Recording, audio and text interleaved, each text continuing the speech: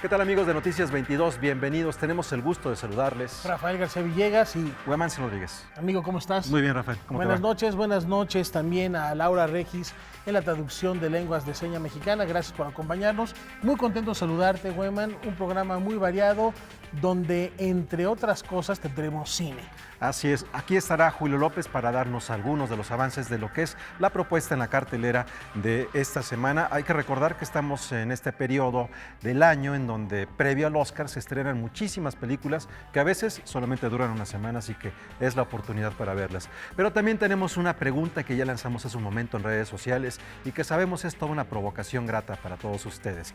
Esta es la pregunta con la cual los invitamos a que se pongan en contacto con nosotros a partir de uno de los contenidos que hoy le vamos a ofrecer aquí en el noticiero. ¿Quién es el más emblemático para ustedes? ¿Cuál es su Beatle favorito? Es momento de que nos contesten esto con el hashtag Noticias22 y creo que ya desde ahorita hay respuestas para saber cuáles son sus filias a propósito del cuarteto de Liverpool. Ya la tenemos la primera de esta noche. John Lennon, seguido de Paul, según Daniela Morales. Bueno, esto está John Lennon, Paul McCartney, George Harrison, Ringo Starr, pero también entra George Martin. Sin George Martin, Apu. según un capítulo de Los Simpson, él era también el quinto Beatle, ¿no? Incluso hasta este afamado organista que estuvo en el Let It Be podría ser considerado por muchos. Pero bueno, hasta allí Yoko Ono no cuenta.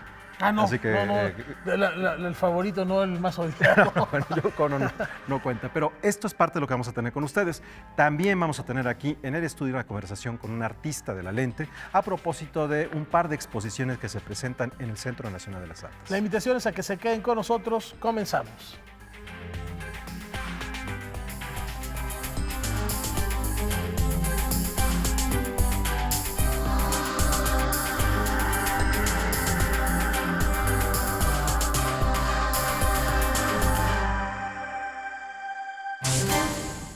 Comenzamos con esto. El propósito de conocer al público es lo que detona el uso diario de sus servicios en las instalaciones de la Biblioteca Vasconcelos. Y ya también este recinto realizó un estudio sustancial durante una semana, precisamente para conocer quiénes somos los que la visitamos. La Biblioteca Vasconcelos recibe en promedio a 5.500 visitantes por día, poco más de 2 millones al año. ¿Quiénes son? ¿De dónde vienen? ¿Qué les gustaría cambiar? De acuerdo con un estudio que el recinto realizó en 2017 para conocer el perfil de sus visitantes y usuarios, el 49% son jóvenes de 18 a 35 años, el 53% mujeres y el 47% hombres. Pero más allá de las cifras, esta investigación permite identificar cómo viven los usuarios la biblioteca hoy. Vimos que las personas no solo vienen a leer libros y revistas, sino a leer también en pantallas, a reunirse, a estar seguras, a conversar con otros, a usar instrumentos musicales, a ver videos. Todos estos aspectos de la cultura están interconectados y un espacio cultural, sea una biblioteca o una cineteca, tiene que atender esa variedad de necesidades porque en la vida cotidiana, en la pantalla de nuestro celular las tenemos interrelacionadas. Pasan mucho tiempo, un promedio de 1 hora 50 por día, los visitantes asiduos, de manera que vemos que satisface una necesidad y que no es solo el edificio magnífico, imponente, sino la red que se multiplica en Facebook, en YouTube, en todos los usos materiales, en papel y también digitales que tiene una biblioteca. Realizado por la empresa analítica Marketing, el estudio reveló que el 82% de los visitantes son del sector medio y medio bajo de la sociedad. El 40% de ellos tienen un nivel académico de licenciatura y el 44% son visitantes del Estado de México provenientes de municipios como Ecatepec y Neza. Y aunque el edificio, inaugurado en 2006, creció en usuarios y visitantes en comparación con el 2014, no ocurrió lo mismo con su acervo. La biblioteca se creó con unos 500.000 volúmenes, tiene actualmente, más de 10 años después, unos 650.000. Esto muestra una bajísima inversión para expandirla. Vemos muchos estantes vacíos. hay lugar para muchos más volúmenes y hay un deseo de los usuarios, ya manifestado también en la encuesta y en otras ocasiones, de que se incremente la variedad, la cantidad de libros, los recursos más diversos, también los digitales. Le corresponde en primer lugar al Estado, es una biblioteca pública, pero también necesitamos la colaboración de las editoriales. Se habló en la mesa de presentación de la encuesta de algunos ejemplos como las editoriales o Amazon mismo que trituran los libros que no venden, que destruyen. Habría que tener una política de parte de las empresas y de parte de los organismos públicos de mayor colaboración. El perfil de usuarios y visitantes puede consultarse en el portal de internet de la biblioteca. Noticias 22, Karen Rivera. Y la actividad escénica en el Centro Cultural Los Talleres inicia mañana con el festival Soliloquios y Diálogos Bailados, una suerte de epítome del panorama de la danza contemporánea nacional e internacional, toda una tradición ya en este recinto.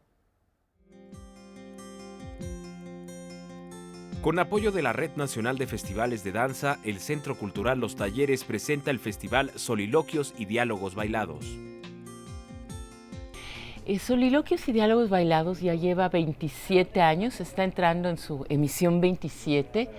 Es un festival que ha sido internacional todos los años, con la novedad de que este año, en vez de traer gente de otros países, estamos trayendo gente de, digamos, la periferia de la misma república.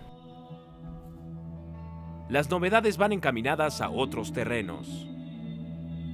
Desde el año pasado y este año he estado con el interés de que veamos en el centro lo que se hace fuera del centro de este país, y es tan diferente y tan diverso casi como otro país. México es muchos Méxicos. Entonces, yo veo, por ejemplo, que en el norte del país hay una tendencia muy física, una fisicalidad muy fuerte en la danza, hasta acrobática, muy espectacular, muy linda. En otras partes de este año viene mucha gente de Veracruz y veo una tendencia más conceptual. Con respecto a las temáticas abordadas en las obras, la también coreógrafa y bailarina afirma: este año justo la temática no ha abordado lo que los últimos 3 o 4 años fueron así como lo central. Los últimos años fue la violencia, temas de género, pero específicamente la violencia contra la mujer, la falta de comunicación, especialmente la falta de comunicación en la pareja. Y este año, por coincidencia, no ha ninguno de esos temas se abordan. Es como un año que se ha volteado a los coreógrafos a mirarse a sí mismos y a cuestionarse mucho. Con información de Salvador Perches Galván, César H. Meléndez, Noticias 22. Pero algo interesante, además del destacado trabajo que se ha hecho en los talleres, es que de manera particular esta coreografía está desarrollada para el espacio de este lugar. Quienes hemos asistido en este espacio emblemático de Coyoacán, sabemos cómo es la disposición del escenario y bueno, eso también es interesante si pensamos que lo que acabamos de ver está desarrollado para cada uno de los espacios que integra este lugar. Continuamos con más, ahora con canto. Desde 1870, imagínense, desde 1870 hasta la actualidad, los cantantes mexicanos han debutado con éxito en uno de los teatros importantes en esta especialidad en Europa. Se trata del Teatro del Liceo de Barcelona. Esta es la historia. Enid Negrete, doctora en artes escénicas, es la primera investigadora en tener acceso a los archivos del Gran Teatro del Liceo de Barcelona.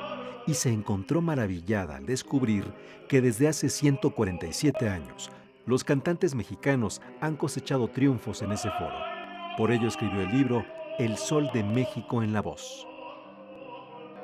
No me imaginé una trayectoria ni tan larga ni tan importante y que no solo incluyera cantantes, que incluye a directores de escena, de orquesta, incluye compositores, libretistas, escenógrafos, y esto es una de las cosas que también me llamó mucho la atención y me pareció importante, porque al final todos los aspectos de la ópera han sido representados por mexicanos allá, incluso la investigación en mi caso.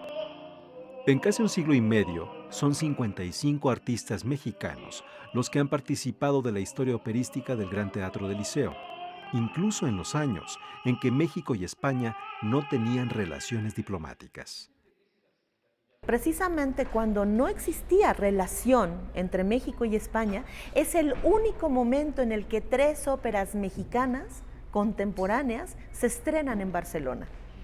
Que son La mulata de Córdoba, Carlota y Severino.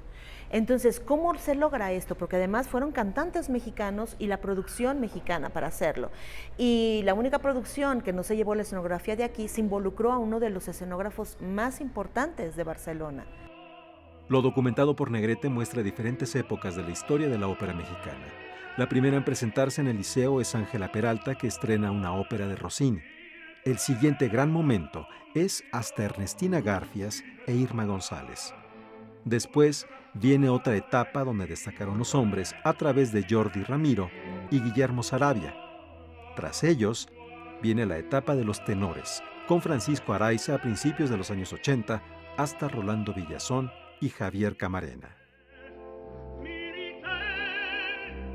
Últimamente se da con tenores, con la excepción de María Catzaraba y Rebeca Olvera y alguna que otra que está empezando carreras importantes. Pero digamos que los primeros 50 años, los finales del siglo XIX y los primeros 50 años del siglo XX fueron mujeres las que abrieron este espacio. Y bueno, eso es sorprendente porque estamos hablando de una época en que las mujeres no podían hacer cosas sin sus maridos. Negrete considera que esta documentación nos permite revalorar la ópera mexicana y promoverla mejor, pues dice que en los últimos 30 años se han escrito tantas óperas mexicanas como en el siglo XIX, pero no todas se han estrenado. Nosotros siempre pensamos que la ópera es algo extranjero, pero en este territorio, antes de llamarnos México, antes de los mariachis, antes de los chiles en nogada, ya hacíamos ópera. Entonces es muy importante que valoremos que tenemos una tradición más larga que Rusia. Nuestra tradición artística es quizá lo más valioso de la historia de este país. La presentación del libro El Sol de México en la voz, los artistas mexicanos en el Gran Teatro del Liceo, se presenta el 8 de febrero en el Centro Cultural España, el 9 en la Librería José Luis Martínez de Guadalajara, el 11 en Puebla y el 16 y 17 en Aguascalientes.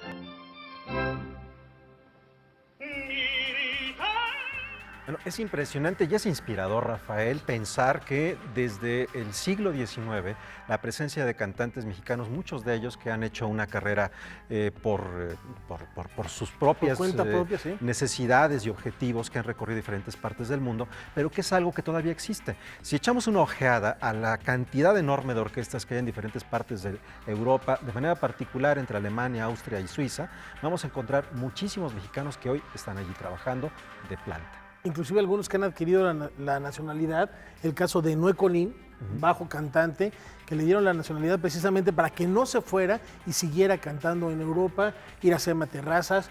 El propio Ramón Vargas también tiene la doble nacionalidad para cantar allá.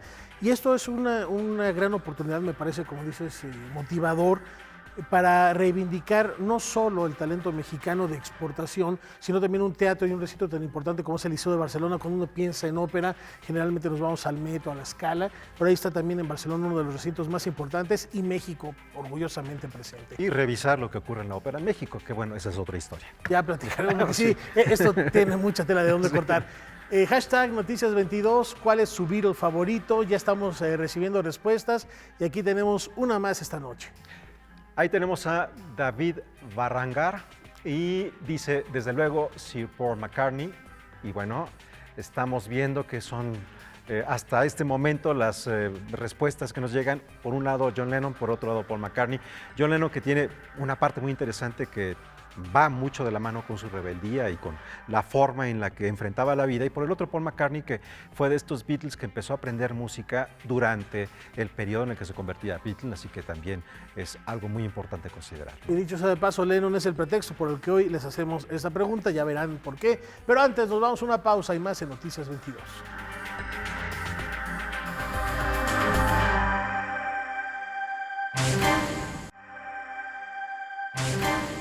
Continuamos en Noticias 22 y con un regreso a la época isabelina y a la figura referencial, por supuesto, del bardo de Avon, William Shakespeare, la Escuela Nacional de Arte Teatral estimula a sus alumnos de maestría a dar lo mejor de sí mismos.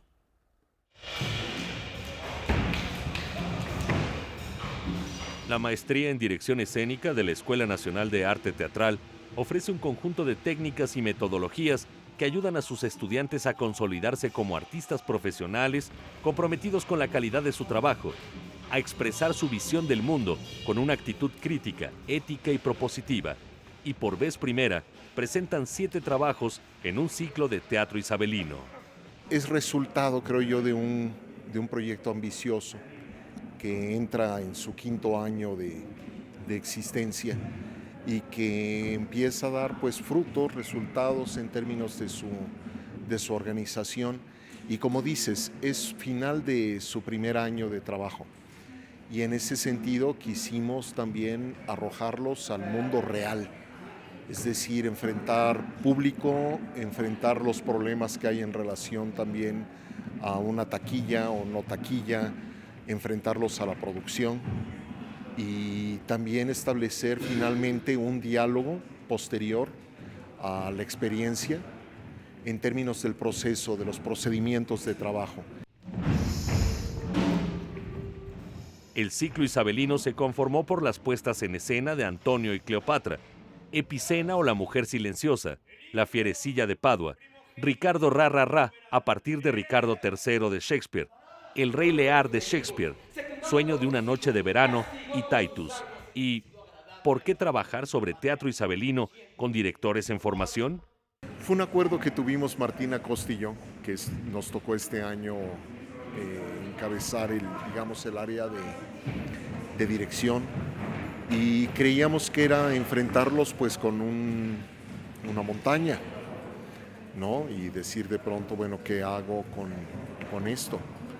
Todos eligieron Shakespeare, salvo Fabiola Wizard, que trabajó con Ben Jonson, un texto que no se había montado en México, polémico en términos de todo lo que implica la discusión de género. Y creo que fue un mosaico interesante, ¿no?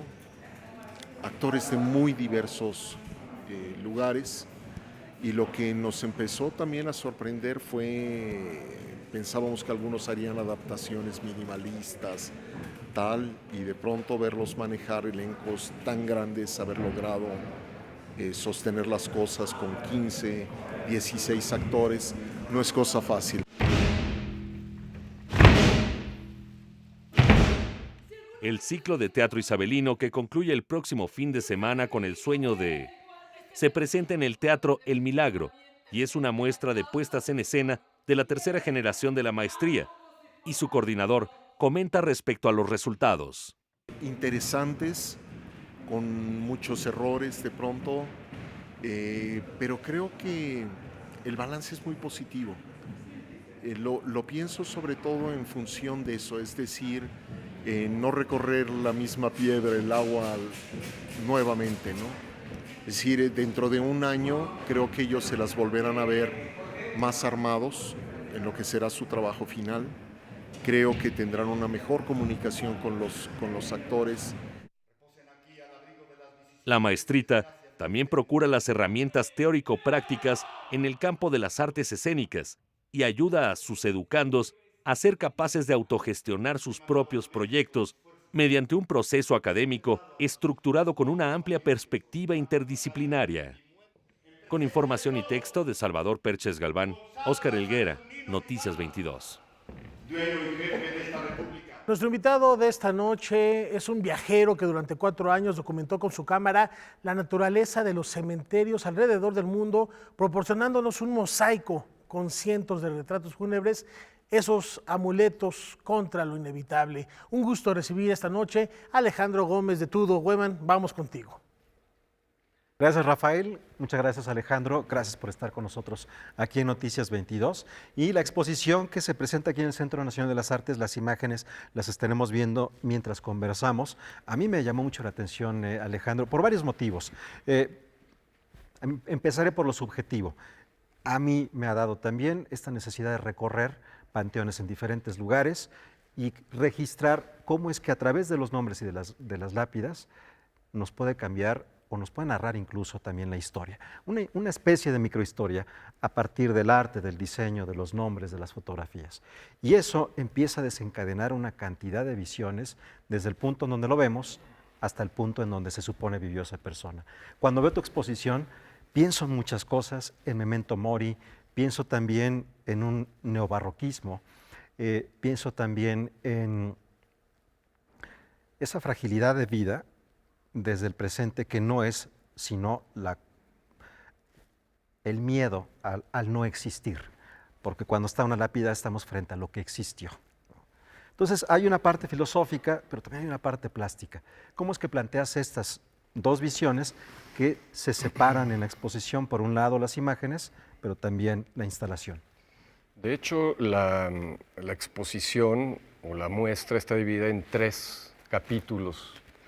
Hay una instalación que está en la Galería Arte Binario, en donde se encuentran los retratos funerarios impresos sobre un sustrato frágil y perecedero, es decir, son fotocopias, y recrean el espacio del columbarium, que es el título de la exposición, en este caso de la instalación, en donde también hay una pieza sonora, que es la presencia viva, digamos, porque es una serie de grabaciones en donde he registrado rituales funerarios, porque en ninguno de los casos de los que vamos a hablar ahora existe una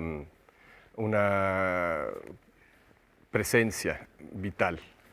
Es simplemente el recuerdo, el vestigio.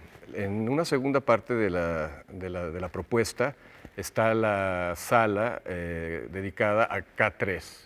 K3 es un título que proviene de Kimiterion, que en griego significa cementerio, que es una especie de dormitorio. Aquí está dividida en 2 secciones, es una vista muy íntima, muy cercana, digamos, muy cercana a lo menos visible. Y luego hay una segunda parte, en esta segunda sala K3, que es donde ya entra más bien el paisaje del cementerio.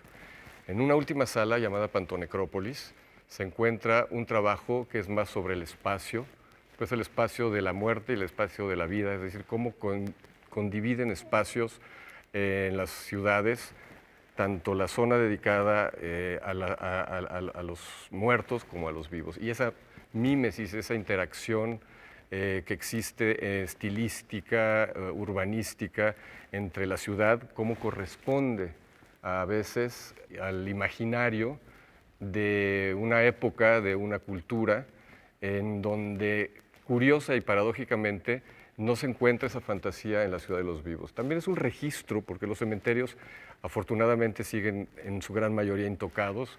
No es algo que interese mucho a visitar, afortunadamente, y ha quedado lo que generalmente era destinado a estar fuera de la ciudad, dentro de las ciudades. Entonces, ahora se han vuelto unos terrenos de alta especulación urbana, entonces muchos de estos están destinados a desaparecer. Por lo tanto, creo que también hay una parte documental que puede ser interesante en este trabajo. Esto que dices también me resulta interesante porque estamos hablando de historia. En tiempos del Imperio Romano, las personas eran cremadas y aquellos paganos que les gustaba sepultar a sus muertos era del otro lado de la ciudad, del otro lado del puente. De ahí también viene la idea de pontificio. Y muchas de las palabras que utilizamos ahora de manera común parten de ritos de muerte. Pontífice, de puente, pontificio. Como acabas de tomar el tema de cementerio y de griego, o sarcófago, que viene de descarnado. O la palabra árabe que representa y que significa cementerio, también es una de las que nos queda, ¿no? Macabro. Macabro. Macabro. De ahí la palabra macabro, ¿no? La muerte macabra o la danza macabra de Europa, de la era medieval, Así que es. no es muy lejana a los ritos de muerte que hoy Y consideramos tan locales en México. Aprovecho esta acotación porque precisamente en la clausura que será el día 18 de este mes, habrá dentro de la instalación una especie de acto performativo donde precisamente el acto está inspirado en la danza macabra, reinterpretada por Jacqueline López, interpretando 7 fotografías emblemáticas de personajes tomados de las fotografías. Se cuenta que los nombres de los personajes de las historias de Juan Rulfo fueron tomados de lápidas de viejos cementerios. ¿Qué historias son las que te han detonado estos registros en diferentes partes del mundo? Porque no es lo mismo Père Lachaise en París que el cementerio judío de Praga o San Fernando aquí en la Ciudad de México o el Tepeyac.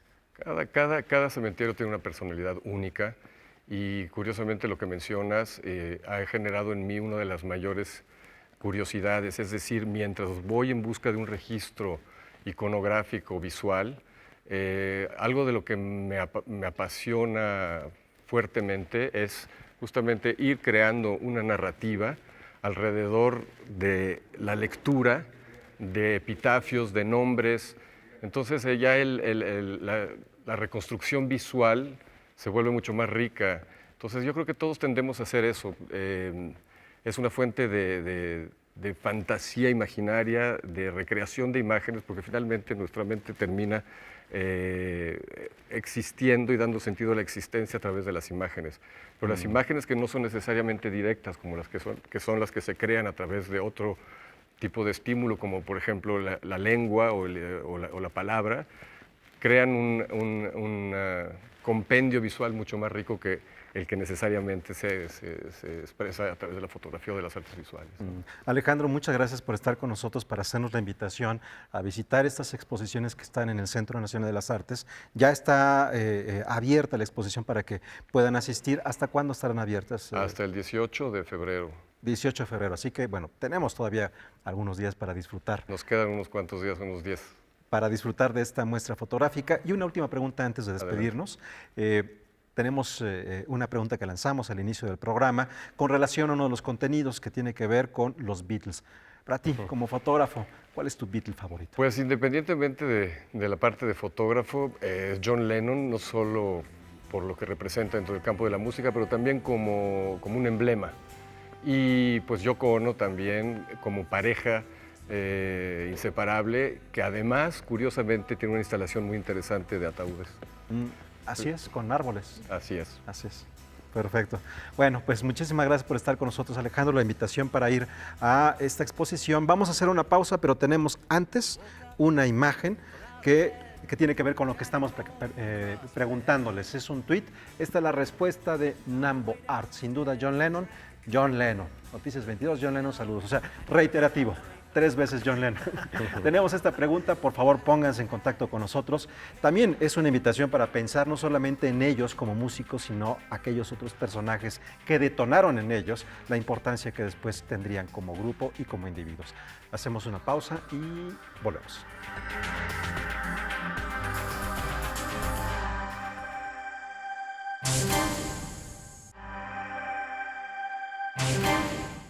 La estancia FEMSA en Casa Luis Barragán presenta la primera muestra individual en México de Bruce Nauman, uno de los artistas estadounidenses vivos más trascendentes de nuestro tiempo. Entre el librero, el teléfono y el sillón de una de las habitaciones de la Casa Luis Barragán se ubica un monitor que, en formato blanco y negro, proyecta Pacing Upside Down, Paseo al revés, del artista multimedia Bruce Nauman. Se trata de uno de los 4 videos que el performancero realizó de 1968 a 1969 y que integran Parameters, la primera exhibición individual del artista estadounidense en México. Nauman es un explorador del cuerpo, la arquitectura y el espacio.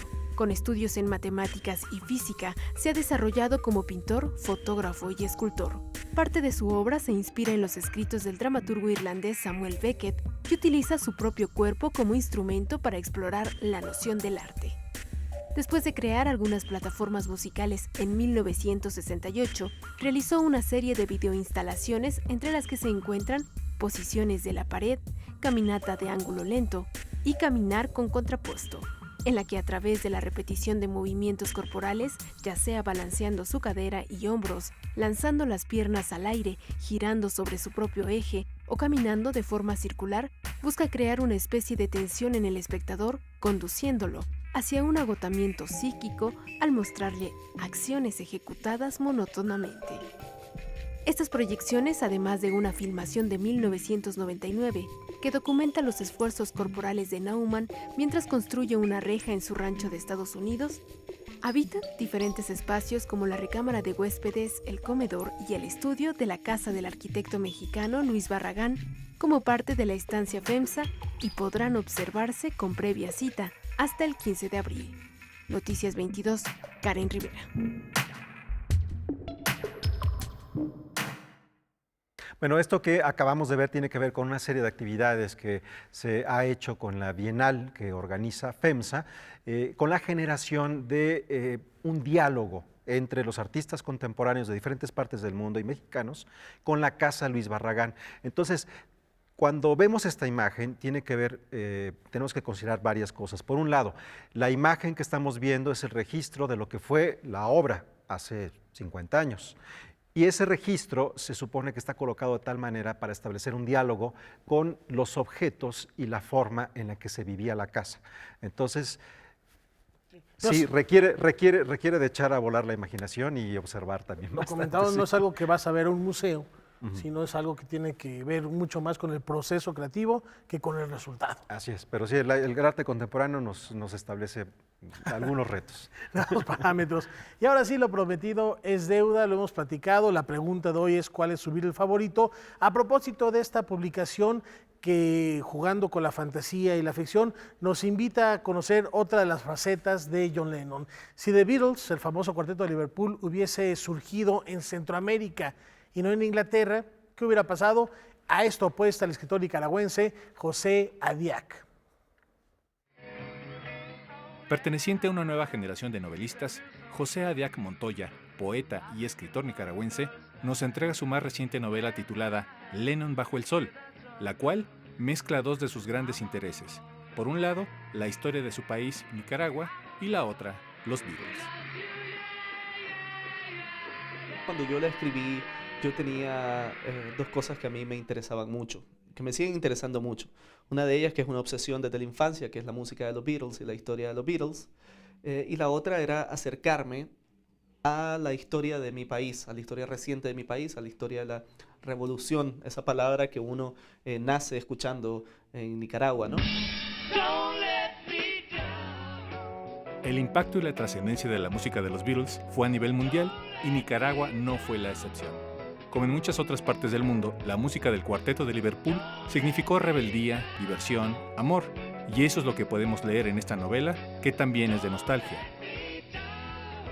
Este libro pues también son de nostalgia heredada, la revolución es una nostalgia heredada, la música de los Beatles es una nostalgia heredada también. Entonces hacer esa conjunción para mí resultó también de manera muy orgánica, ¿no? Porque son cosas que he venido escuchando desde que tengo uso de razón. Mi primer recuerdo es la voz de Ringo Starr cantando Octopus Garden, por ejemplo.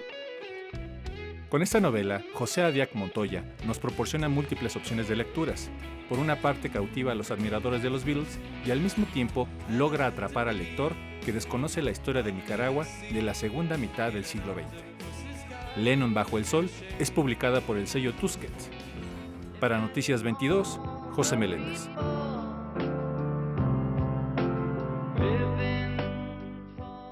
Bueno. ¿Qué hubiera pasado cuando visualizas latinos a los Beatles? No los visualizo, me parece, habrá que leer la novela. No lo visualizo por lo siguiente, porque The Beatles es resultado de muchos elementos. La Segunda Guerra Mundial, la depresión económica de Reino Unido, la llegada de la música rock de Estados Unidos vía los puertos a Liverpool en viejas grabaciones, la combinación con los ritmos locales, el country, el skiffle, más el rock, el blues, y deriva en el pop. Y bueno, también después de la Segunda Guerra Mundial se crea una economía del espectáculo que es el fiel reflejo de nuestro capitalismo hoy día, que pues no me podría imaginar que ocurriera en un lugar que no fuera Reino Unido. Así Pues que- ahí está la invitación a leer este libro. De nueva cuenta, Lennon da de qué hablar, gracias a la imaginación de un escritor nicaragüense. Y ya tenemos respuestas. ¿Cuál es su Beatle favorito? Y aquí ya tenemos el hashtag de Papito Feroz. Mira, George Harrison. En Qué esta ocasión bueno. no es ni John ni Paul. George Harrison, pues fue el único mortal que le cedió su mujer a Dios. Bueno, pues ahí está. George Harrison, también un gran músico, menospreciado, tal vez porque las figuras de Paul McCartney y John Lennon eran tan grandes y tan atractivas para una mayoría, y pasó más o menos ahí desapercibido, pero dejó al menos una gran canción de amor que llega en cualquier momento, que es Something, una canción sasa. Un rolón, como dicen los Exactamente. clásicos. Y tenemos más información. Sigan participando con nosotros en el hashtag Noticias22. Así es, vamos con otras cosas. Tras una exitosa temporada en el Teatro La Capilla, que llevó a que fuera considerada por la crítica como una de las mejores obras de 2017, regresa a la cartelera la obra La Divina Ilusión. No es mi vida. Escrita para inaugurar el festival George Bernard Shaw en Canadá, La Divina Ilusión nos remite al teatro social y político del gran autor irlandés. Michel-Marc Bouchard toma acontecimientos históricos para hacernos reflexionar acerca de la sociedad contemporánea y de nuestra regresión en diversas materias a través de un personaje trascendente para la escena mundial. Sarah Bernhardt, pues exactamente. Entonces, teatro dentro del teatro, pero un homenaje al teatro, pero que habla también de toda la situación social, política de aquella época, que desgraciadamente es 1905, pero tiene demasiado que ver con lo que está pasando hoy en día, y creo que cada vez está peor y más tétrica la situación. En la tienda las mujeres solo hablan de ella.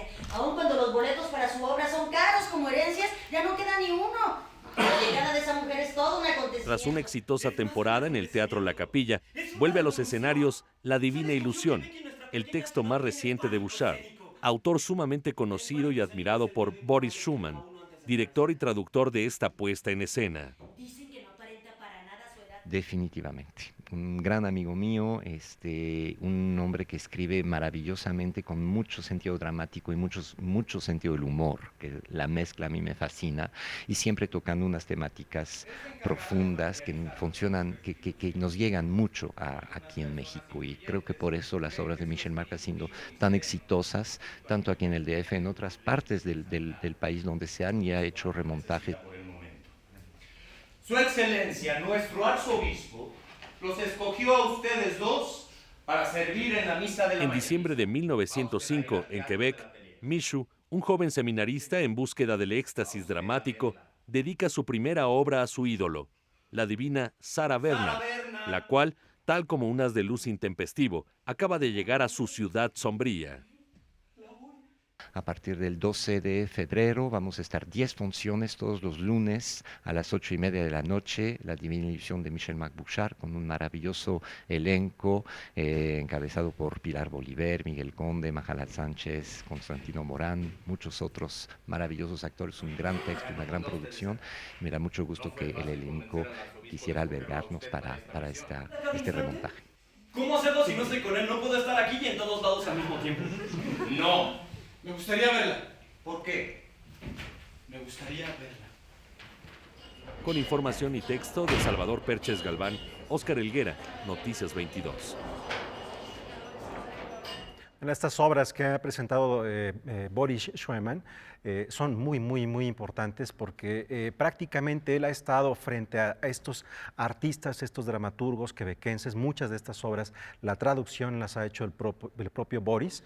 Entonces, lo que tenemos es la versión de primera mano de alguien que conoce el teatro de Quebec, que lo ha traducido, que lo ha vivido y que lo presenta en México. El trabajo de Boris también es un gran trabajo y bueno, es la invitación para no perderse. Lo está haciendo de manera exhaustiva, porque inclusive tiene ahorita 3 puestas. Ahí está también Mi Cena con André, que no hay que perdérsela. Y con esta propuesta teatral también los invitamos a desafiar las leyes de la física y recorrer el mundo en un par de minutos.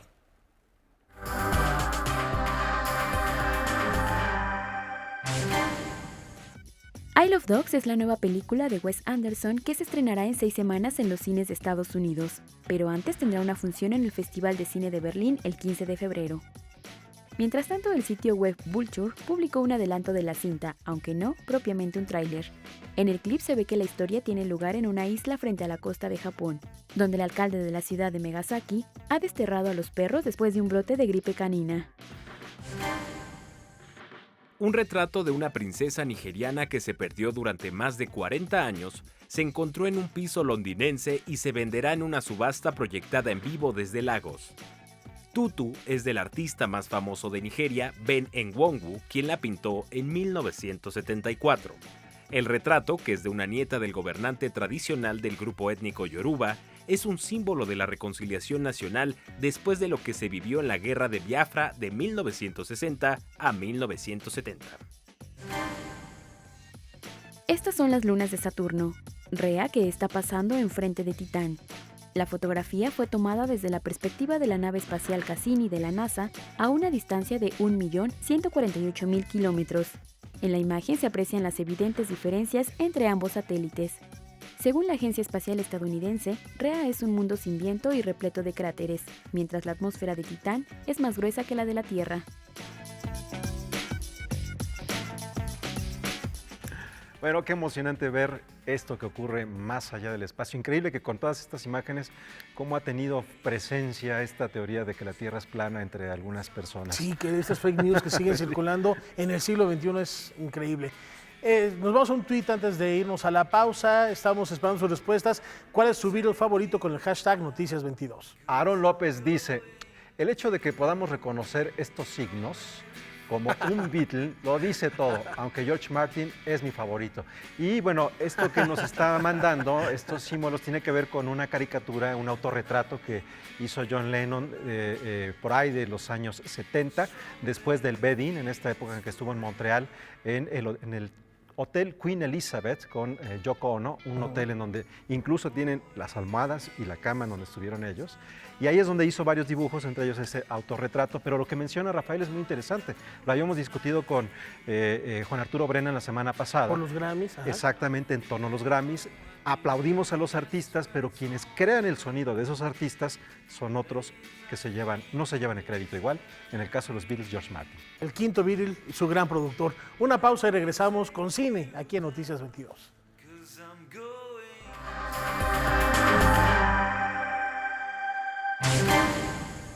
Antes de ceder la palabra a Julio López, que ya se encuentra aquí para platicar de la cartelera, rapidísimo recordarán que la semana pasada estuvo con nosotros Bernardo Esquinca hablando de esta recopilación de relatos fantásticos. Tenemos 2 libros de Ciudad Fantasma que nos hace llegar Almadía para ustedes.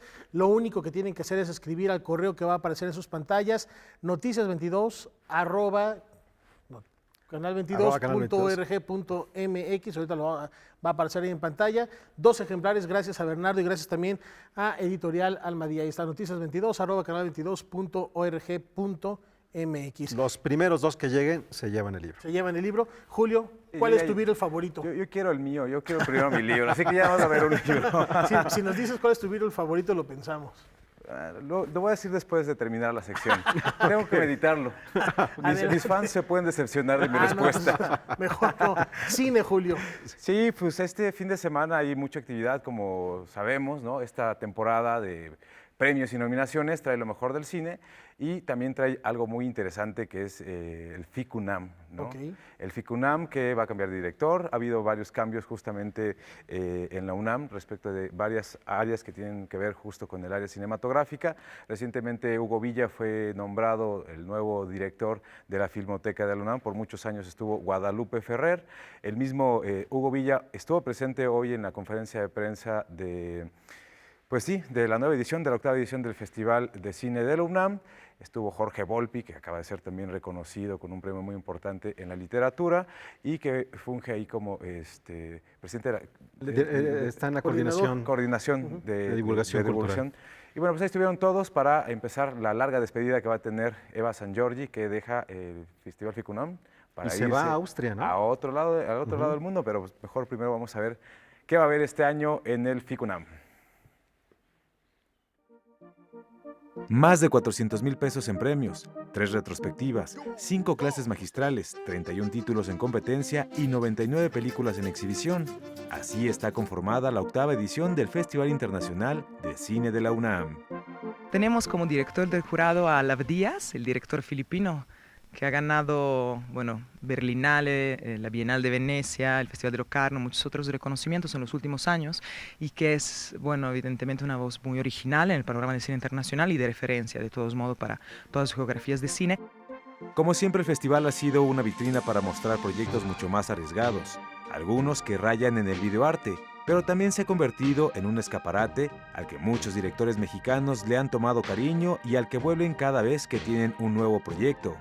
Este es el caso de Pedro González Rubio, que ahora compite en la sección internacional con la película Antígona.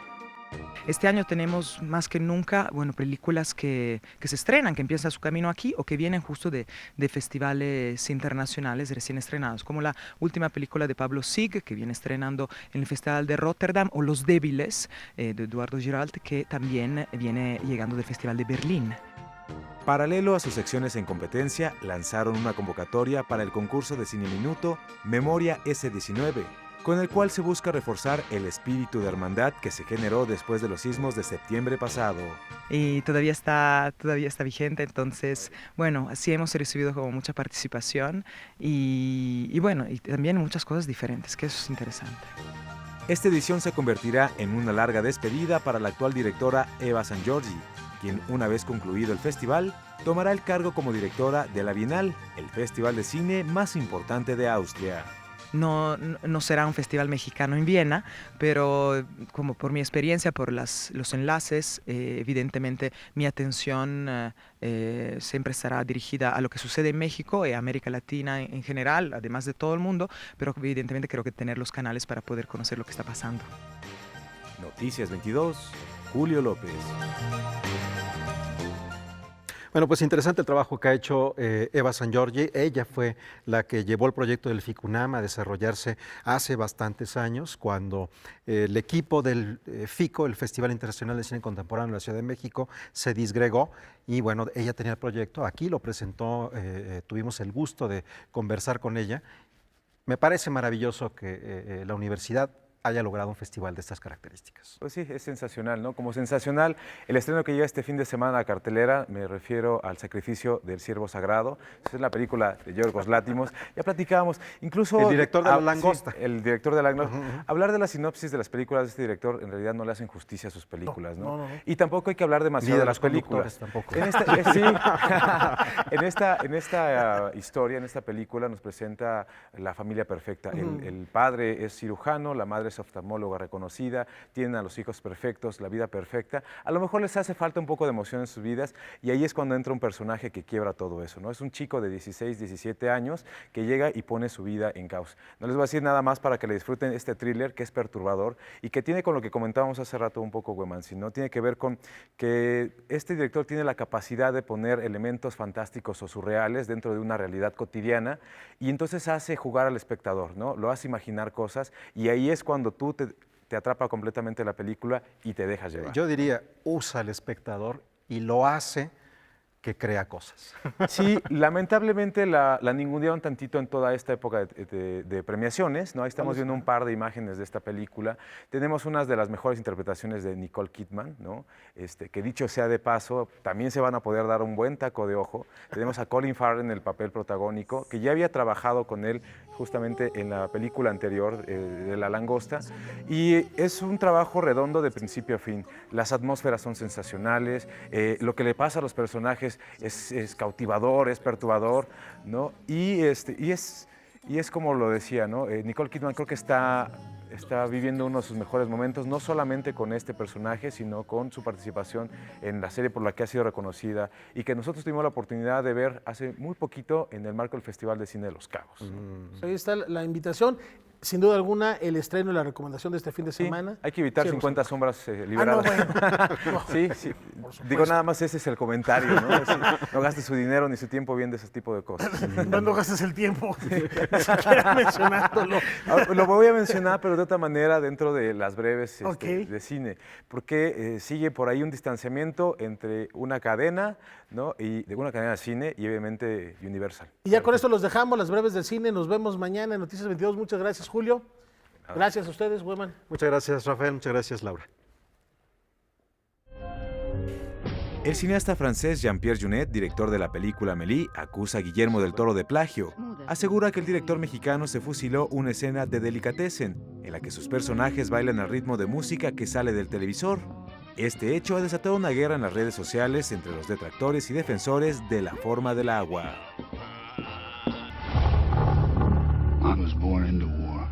La fiebre del cómic parece no tener fin. Ya salieron a la luz los trailers de Deadpool 2, la nueva temporada de Jessica Jones y de Venom. Hoy también se destapó la noticia que el próximo Joker podría ser interpretado por Joaquin Phoenix, quien ya ha dado muestra de su versatilidad actoral, dando vida a un emperador despiadado en Gladiador, un beisbolista fracasado en Señales o un melancólico hombre en Ella. La cinta sobre este villano será escrita y dirigida por Todd Phillips. Oh no, Sheriff Deadpool. Organiza una función a beneficio de Wanda Zeus, quien desde hace varios días se encuentra hospitalizada al sur de la Ciudad de México. El lunes 19 de febrero, la Cineteca Nacional proyectará la película Bellas de Noche, documental dirigido por María José Cuevas, en el que aparece la reconocida vedette. El costo del boleto será de 200 pesos y todo lo recaudado se donará. Continúa el distanciamiento entre Universal Pictures y Cinépolis. En lo que va del año, 4 títulos de este estudio han quedado fuera de la cadena de cines, todos estrenos de gran relevancia. The Disaster Artist, nominada al Oscar como Mejor Guión Adaptado. Las horas más oscuras, por la que Gary Oldman ha triunfado como Mejor Actor en esta temporada de premios. The Post, Los oscuros secretos del Pentágono, que le otorgó a Meryl Streep su nominación número 21 al Oscar. Y ahora ha sido ignorada, para fortuna de muchos, 50 sombras liberadas. Good morning, wife.